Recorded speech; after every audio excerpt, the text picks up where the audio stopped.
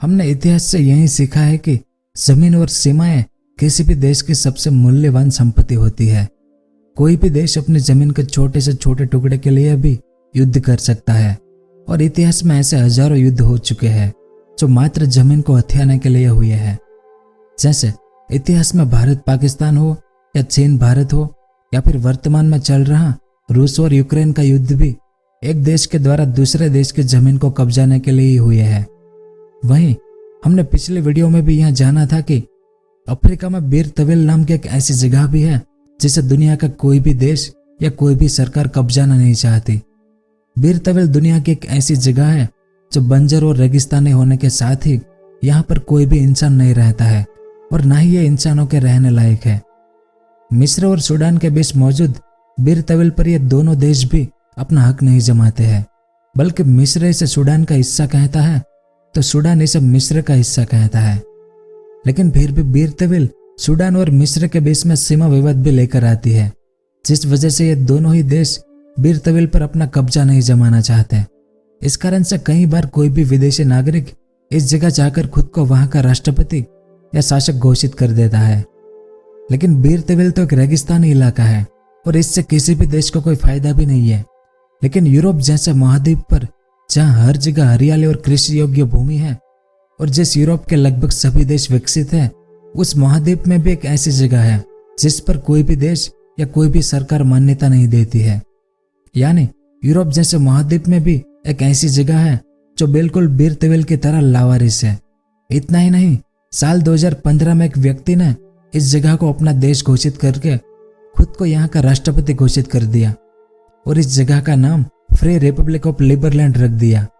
तो यूरोप में ऐसी जमीन कहाँ पर है और उस पर कोई कब्जा क्यों नहीं करना चाहता? तो आज की इस वीडियो में हम इसी के बारे में बात करेंगे कि यूरोप में लिबरलैंड किस जगह पर स्थित है, क्यों सर्बिया और क्रोएशिया इसे अपना हिस्सा नहीं मानते हैं, क्या है इस जगह के लावारिस होने के ऐतिहासिक कारण, वो सब और इसके अलावा और भी बहुत कुछ जानने को मिलेगा आपको इस वीडियो में।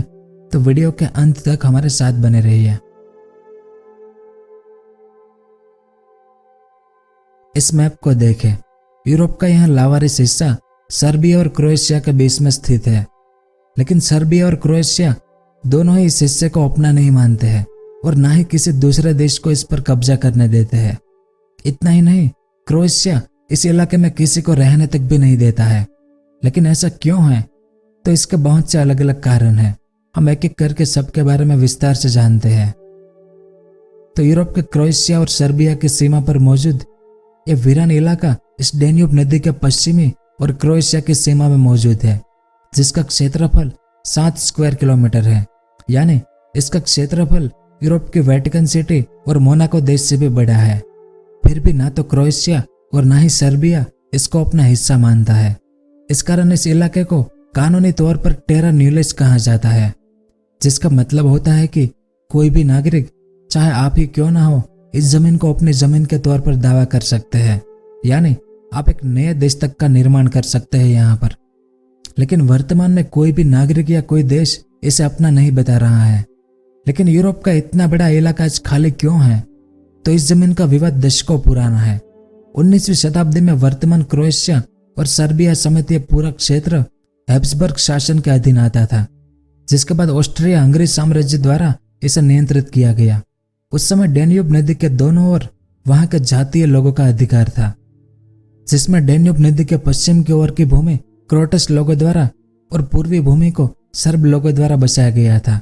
उस समय ऑस्ट्रिया हंगरी साम्राज्य की सरकार इस वियना शहर में स्थित थी, जिससे डेन्यूब नदी के इस क्षेत्र की नगर पालिकाओं की सीमाओं को निष्पक्ष रूप से डिजाइन किया गया था और इस सरकार ने डेन्यूब नदी को दोनों क्षेत्रों की सीमा के तौर पर माना, जो बिल्कुल सही भी था। यानी डेन्यूब नदी के पूर्व क्षेत्र को सर्बिया माना गया, जबकि पश्चिम के क्षेत्र को क्रोएशिया माना गया। यानी डेन्यूब नदी इन दोनों देश के बीच की सीमा थी। लेकिन समस्या उस समय शुरू हुई जब डेन्यूब नदी को परिवहन और नौवहन योग्य बनाने के लिए अलग अलग हाइड्रोलिक इंजीनियरिंग परियोजनाओं के माध्यम से नदी को सीधा करने का प्रयास किया गया, क्योंकि डेन्यूब नदी पहले बहुत ही घुमावदार थी, जिससे आसानी से कोई भी जहाज इसे पार नहीं कर पाता था। यानी नदी घुमावदार होने के कारण परिवहन करना बहुत मुश्किल था यहाँ पर। इस कारण डैन्यूब नदी को हाइड्रोलिक परियोजनाओं से सीधा कर दिया गया, जिससे व्यापार में वृद्धि हो गई। लेकिन ऑस्ट्रिया हंगरी सरकार ने अनजाने में भविष्य के लिए सर्बिया और क्रोएशिया के बीच सीमा विवाद शुरू कर दिया, क्योंकि प्रथम विश्व युद्ध के बाद ऑस्ट्रिया हंगरी सरकार का पतन हो गया और क्रोएशिया और सर्बिया युगोस्लाविया देश के अंतर्गत आ गए। लेकिन 1990 में युगोस्लाविया का भी पतन हो गया, जिसके बाद सर्बिया और क्रोएशिया अलग अलग आजाद देश बन गए। अब पिछले कई दशकों से सर्बिया और क्रोएशिया में डैन्यूब नदी ही सैद्धांतिक तौर पर इन दोनों देशों की सीमा हुआ करती थी। ये दोनों देश जब किसी अन्य देश या सरकार के अधीन थे, तब इन दोनों देशों में कोई भी जमीनी विवाद नहीं दिखाई दिया। लेकिन आजादी के बाद दोनों देशों में डैन्यूब नदी की पुरानी सीमाओं को लेकर जमीनी विवाद सामने आ गया, क्योंकि ऑस्ट्रिया हंगरी सरकार ने डैन्यूब नदी को सीधा करने से क्रोएशिया के हिस्से में आने वाली भूमि सर्बिया में चली गई। अब इसे आसानी से समझने के लिए आप इस मैप को देखिए। इसमें जो लाल कलर में घुमावदार लाइन है वो पहले डैन्यूब नदी थी, जिसे बाद में परिवर्तित करके बिल्कुल सीधा कर दिया। यहाँ पर आप देख सकते हैं। और वर्तमान में भी इस नदी का प्रवाह इसी प्रकार का है, यानी डैन्यूब नदी को सीधा करने से पहले 115 स्क्वायर किलोमीटर की भूमि जहाँ से पहले नदी का रास्ता था उसे छोड़ दिया गया, और वर्तमान में इस हिस्से पर नदी को सीधा करने के लिए पश्चिम में अधिक खिसकाने से सर्बिया का अधिकार हो गया है। वहीं नदी के पश्चिमी और 30 वर्ग किलोमीटर भूमि का पश्चिमी हिस्सा छूट गया है, जिस पर सैद्धांतिक तौर पर क्रोएशिया का अधिकार होना चाहिए, लेकिन वो इस हिस्से पर अपना अधिकार नहीं करता है और ना ही सर्बिया इसे अपना मानता है। सर्बिया के लिए तो डैन्यूब नदी ही अंतर्राष्ट्रीय सीमा है, जबकि क्रोएशिया के लिए 1877 में बनाई गई ऑस्ट्रिया हंगरी सरकार के नगर पालिकाओं की कैडेस्ट्रल सीमा ही असली अंतर्राष्ट्रीय सीमा है। अब इस मैप को देखें।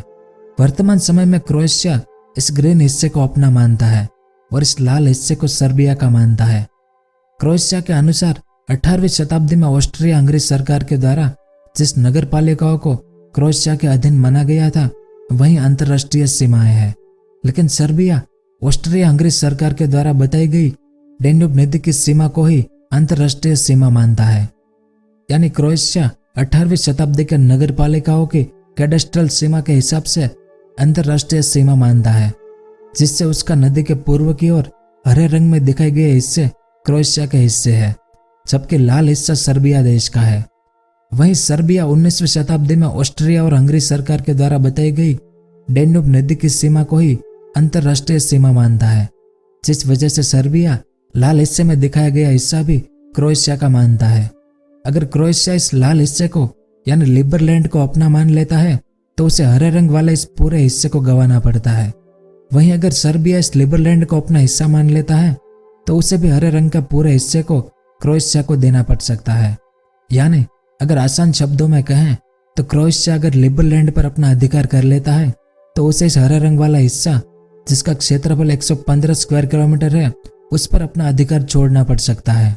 दूसरी ओर सर्बिया इसी हिस्से को अपना बताता है तो उसे अंतर्राष्ट्रीय सीमा डैन्यूब नदी ना होकर 18वीं सदी के नगर पालिका नियम की सीमा को मानना पड़ेगा, जिससे 115 स्क्वायर किलोमीटर की जमीन उसे क्रोएशिया को देनी पड़ जाएगी। इसलिए ना तो क्रोएशिया और ना ही सर्बिया इस लाल रंग के 7 स्क्वायर किलोमीटर का हिस्सा, जिसे लिबरलैंड कहा जाता है, उस पर अपना अधिकार नहीं जमाते हैं। वहीं अगर आर्थिक लाभ के तौर पर इस विषय को देखा जाए तो यह हिस्सा बाढ़ से प्रभावित रहता है। बारिश के समय में यह हिस्सा ज्यादातर बाढ़ में ही डूबा रहता है। इस वजह से इस छोटे से हिस्से पर अपना अधिकार करने से क्रोएशिया और सर्बिया इस 115 स्क्वायर किलोमीटर की जमीन को खोना नहीं चाहते हैं। इसी कारण तो इस टेरा न्यूलिस पर अपना अधिकार करने के लिए यूरोप से हजारों लोग हर साल यहाँ पर आते हैं, लेकिन क्रोएशिया की आर्मी इस हिस्से को चारों तरफ से घेरे हुए रहती है, क्योंकि हजारों की संख्या में लोग इस हिस्से पर अधिकार करने के लिए प्रयास भी करते हैं हर साल। लेकिन क्रोएशिया की आर्मी इन्हें रोक देती है और कड़ी कानूनी कार्रवाई भी करती है। और सर्बिया का इस हिस्से को लेकर साफ पक्ष है। चाहे इस हिस्से पर कोई भी रहे या किसी भी देश का नागरिक इसे अपना देश बना दे, इससे सर्बिया को कोई फर्क नहीं पड़ता है। इस कारण चेक गणराज्य के एक राजनीतिक कार्यकर्ता विड जेडिल्का ने साल 2015 में इस वीरान हिस्से पर अपना अधिकार जमाया और इसका नया नाम लिबरलैंड घोषित कर दिया और खुद को इस देश का राष्ट्रपति बना लिया। इसके बाद नॉर्वे ने भी इस देश को मान्यता दे दी लेकिन यूनाइटेड नेशंस ने इस प्रस्ताव को रद्द कर दिया और क्रोएशिया सरकार के द्वारा विट जेडेलिका को कानूनी सजा से भी गुजरना पड़ा। लेकिन फिर भी वर्तमान में लिबरलैंड नाम का यह देश इंटरनेट पर जिंदा है। इसके साथ ही अभी 60 लाख से अधिक आवेदन लिबरलैंड में रहने के लिए आ चुके हैं। साथ ही इसका एक अलग नक्शा तक घोषित कर दिया गया है जिसके करेंसी बिटकॉइन को रखा गया है। लेकिन यह एक काल्पनिक देश के तौर पर जाना जाता है। इतना ही नहीं, अगर आपको भी किसी देश का शासक बनना है तो आप भी इस हिस्से को अपना राज्य और खुद को इसका शासक घोषित कर सकते हैं। और शायद यह दुनिया का एकमात्र ऐसा सीमा विवाद है जिसमें ब्रिटिश साम्राज्य का कोई योगदान नहीं है, वरना दुनिया के ज्यादातर या यूं कहें कि सभी सीमा विवाद ब्रिटिश साम्राज्य की ही देन है। तो यह सब कुछ था इस वीडियो में। उम्मीद है आपको कुछ जानने को मिला होगा।